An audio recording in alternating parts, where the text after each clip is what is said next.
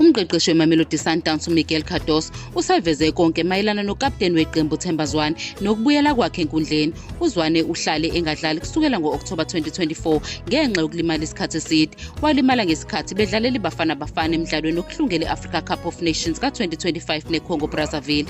Muva nje uZwane usebuyele kusiqeqesheni neqembu eClock Hope nokuyinto ekhombisa ukuthi useyalulama. Nakuba uCardoso angazange akwazi ukunikeza isikhathi esiqondile sokubuya kukaZwane, uzwakalisa ukuzethemba ukuthi lo mdlalo uzobe sekulungela ukudlala ngaphambi kokuphela kwesizini ka-2024-2025 nangaphambi kwendebe yomhlaba yeFIFA yeqembu ngoJuni 2025. uCardoso uchaza ukuthi ukululama kukaThemba Zwane kuzolandela inqubekela phambili efanayo njengoba abanye abadlali abalimele abafana noMothobi Mvala, Divine Lunga, Khuliso Mudau. uCardoso ugcizelela umehluko phakathi kokuba umqemane ukuze uziqeqeshe kanye nokulungela ukwenza umsebenzi osezingeni eliphezulu.